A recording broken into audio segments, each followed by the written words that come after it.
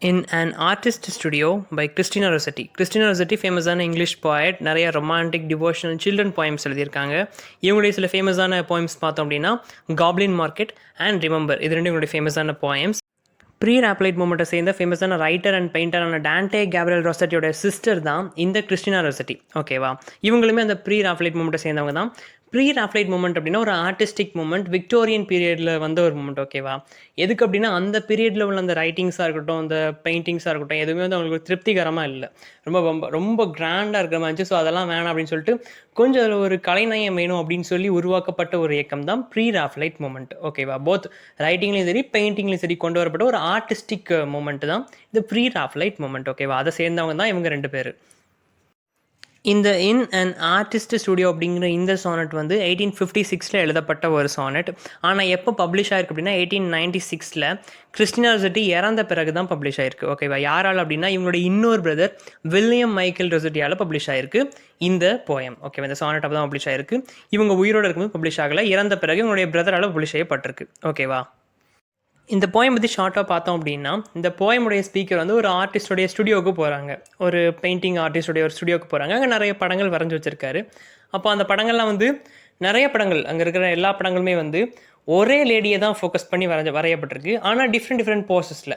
ஒரு எக்ஸாம்பிளுக்கு இப்போ ஒரு இதில் வந்து குயின் மாதிரி வரைஞ்சிருக்காரு, அடுத்ததில் ஒரு காடஸ் மாதிரி வரைஞ்சிருக்காரு. இப்படி எல்லாமே அந்த ஒரே லேடியை ஃபோக்கஸ் பண்ணி வித்தியாசமாக நிறையா போர்ட்ரேட்ஸ் இருக்குது. ஒரே ஆள் தான், ஆனால் அவங்களை வச்சு வித்தியாசமாக வரைஞ்சி நிறைய படங்கள் அங்கே வச்சுருக்காரு. ஓகேவா, ஸோ இந்த எல்லா படத்துலையுமே எது காமனாக இருக்குது அப்படின்னா அந்த பியூட்டி, அந்த இப்போ லேடி ரொம்ப அழகாக இருக்காங்க, தென் லவ்லியாக இருக்குது அந்த பிக்சர்ஸ் எல்லாம் பார்க்குறக்கு. ஸோ அதெல்லாமே காமனாக இருக்குது. ஆனால் இப்போ இருக்கிற மாதிரி அந்த படங்கள் எதுவுமே இல்லை. அதாவது அந்த போர்ட்ரேட்ஸில் இருக்கிற அந்த லேடி வந்து இப்போ சந்தோஷமாக இல்லை. ஓகேவா, ஸோ இவர் அதை போர்ட்ரே பண்ணாமல், அதை வரைஞ்சி வச்ச மனுஷன் அதை போர்ட்ரே பண்ணாமல் அது இல்லாத ஒன்று இருக்கிற மாதிரி, அவங்க இப்போ சந்தோஷமாக இல்லை. இவங்க ஒரு மாடலை வச்சு அந்த நிறைய படங்கள் வரைஞ்சிருக்காரு இல்லையா, ஒரே லேடியை தான் மாடலை வச்சு வரைஞ்சிருக்காரு.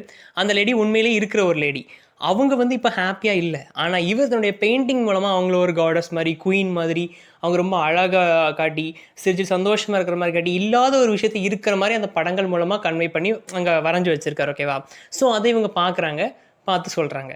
இப்போது இதில் என்ன சொல்ல வராங்க அப்படிங்கிறது இந்த போயம் லைன்ஸை டீட்டெயிலாக பார்த்து நம்ம லாஸ்ட்டில் பார்க்கலாம். போயம் லைன்ஸ் நான் டிஸ்கிரிப்ஷனில் கொடுத்துருக்கேன், ஃபாலோ பண்ணிக்கோங்க. One face looks out from all his canvases, one self same figure sits or walks or leans. One face, ஒரே முகம் தான் அங்கே இருக்கிற எல்லா பிக்சர்ஸ்லேயும் இருக்குது. ஓகேவா, காமன், வேறு லேடிஸாக வரையல, ஒரே லேடியை தான் வரைஞ்சிருக்காரு. பட் டிஃப்ரெண்ட் போஸஸ், அது ரெண்டாம் லைனில் இருக்குது பாருங்கள். ஒன் செல்ஃப் சேம் ஃபிகர், ஒரே ஆள் தான். Sits or walks or leans, ஒரு படத்தில் ஒரு போஸ், இன்னொரு படத்தில் ஒரு போஸ். அந்த போஸஸ் மாதிரி இருக்குது, அந்த ட்ரெஸ் அதெல்லாம் மாதிரி இருக்குது தவிர, ஆனால் ஒரே ஒரு விமனை மையப்படுத்தி தான் அத்தனை பெயிண்டிங்ஸ் இருக்குது. ஒரே ஒரு லேடியை தான் வச்சு வரைஞ்சிருக்காரு, ஆனால் டிஃப்ரெண்ட்டாக வரைஞ்சிருக்காரு. ஓகேவா, டிஃப்ரெண்ட் போஸஸ் வச்சு வரைஞ்சிருக்காரு, வேறு ட்ரெஸ் போட்டுக்கு வரைஞ்சிருக்காரு. ஓகேவா, we found her hidden just behind those screens. அவர் வந்து கொஞ்சம் மறைச்சி வச்சிருக்கிற மாதிரி கொடுத்துருக்காங்க. ஓகேவா, இந்த பெயிண்டிங்ஸ் எல்லாத்தையுமே வந்து ஓப்பனாக வைக்கல, ஸ்க்ரீன்ஸ், அப்போ திரையிட்டு மறைச்சி வச்சிருக்காரு. இவங்க அதை போய் பார்க்குறாங்க. வி ஃபவுண்ட், இப்போ கொஞ்சம் பேர் போயிருக்காங்க, ஸ்பீக்கரோட எது கொஞ்சம் பேர் போயிருக்காங்க, அவங்க பார்க்குறாங்க. That mirror gave back all her loveliness, a queen in opal or in ruby dress. ஒவ்வொரு இதுவும் ஒரு மாதிரி இருக்குது. அந்த பெயிண்டிங்ஸில் இருக்கிற ஆள் ஒரே ஆள் தான், ஒரே லேடி தான். ஆனால் ஒவ்வொரு இது பார்க்கும்போது ஒரு அழகாக இருக்குது. ஒரு இதில் பார்த்து அப்படியே ஒரு குயின் மாதிரி இருக்காங்க, ஒரு வித்தியாசமான ட்ரெஸ்ஸில், இன்னொரு ஒரு ரூபி ட்ரெஸ்ஸில் இருக்காங்க. அப்படின்னு ஒன்று வித்தியாசமாக இருக்குது.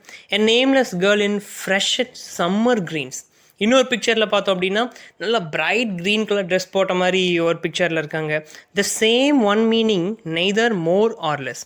எல்லா பெயிண்டிங்குமே ஒரே விஷயத்தை தான் சொல்லுது. என்ன அப்படின்னா பார்க்க அழகாக இருக்காங்க, லவ்லியாக இருக்குது பார்க்குறக்கு. இந்த மாதிரி அந்த ஒரே மாதிரி விஷயங்கள் தான் எல்லாத்துலேயுமே இருக்குது. எதுவுமே மாறுபட்டு இல்லை.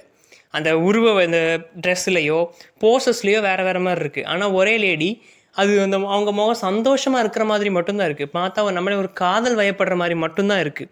ஒரு லவ்லி ஃபீல் மட்டும் தான் தருது. ஓகேவா, ஸோ அது மாறவே இல்லை இதுலேயும். He feeds upon her face by day and night. இத்தனை பிக்சர்ஸை வர அந்த ஆர்டிஸ்ட் வந்து எப்போவுமே அந்த லேடி பிக்சரே பார்க்குறாரு. ஓகேவா, ஒரு ஏக்கத்தோடையே பார்க்குறாரு. And she with true kind eyes look back on him. அந்த பெயிண்டிங்கும் அதே மாதிரி, அவர் என்ன ஒரு அப்படியே ஒரு காதல் மயக்கத்தோடு அதை பார்க்குறாரு, அதே காதல் இதை திரும்ப கொடுக்குது. ஏன்னா இவர் வரைஞ்சிருக்கிறது அப்படி தான், ஒரு லவ்லியாக தான் வரைஞ்சிருக்காரு இல்லையா. ஸோ பார்க்க இவர் ஆசைப்பட்டு பார்த்துட்டே இருக்காரு, எவ்வளோ அழகாக நம்ம வரைஞ்சிருக்கோம் அப்படின்னு. அதே மாதிரி அதுவும் திரும்ப பார்க்குது. ஏன்னா இவர் வரைஞ்சது அப்படி தான், ஜென்டலாக தான் வரைஞ்சிருக்காரு. ஸோ ஒரு ஜென்டில் ஃபீல் இவர் அப்படி மனசில் வச்சு பார்க்கும்போது அதே ஒரு ஜென்டில் ஃபீல் அங்கேருந்துமே இவருக்கு கிடைக்குது. ஓகேவா, fair as the moon and joyful as the light. அந்த மாடல் பார்க்க அப்படியே அழகில் அப்படியே மூன் மாதிரியும் அந்த சிரிக்கிற மாதிரி வரைஞ்ச அந்த சிரிப்பு வந்து பார்க்குறக்கு அப்படியே சூரிய வெளிச்சம் மாதிரி இருக்குதான் அப்படி சொல்லி வர்ணிக்கிறாங்க. Not wan with waiting, not with sorrow dim. இப்போ அந்த பெயிண்டிங் எல்லாமே நம்ம சொன்னோம்ல, எல்லாமே ஒரே மாதிரி தான் இருக்குது. அதாவது அது சொல்கிற விஷயம் ஒரே ஆள் தான், கன்வே பண்ணுறது ஒரே விஷயம் தான், லவ்லினஸ்ங்கிற ஃபீல் தான். போசஸ் மட்டும் வேறு மாதிரி இருக்குது. அப்போ இப்போ என்ன சொல்கிறாங்க அப்படின்னா, சாரோ இல்லை, ஒரு சோகம் அப்படி எந்த ஒரு பெயிண்டிங்குமே இல்லை. காத்திருக்கிற மாதிரியோ சோகமாக உட்காந்துட்ருக்கிற மாதிரியோ அங்கே எந்த ஒரு பெயிண்டிங்குமே இல்லை. எல்லாமே ஒரு லவ்லி ஃபீலை கன்வே பண்ணுற மாதிரி தான் இந்த எல்லா பெயிண்டிங்கும் இருக்குது. ஓகேவா?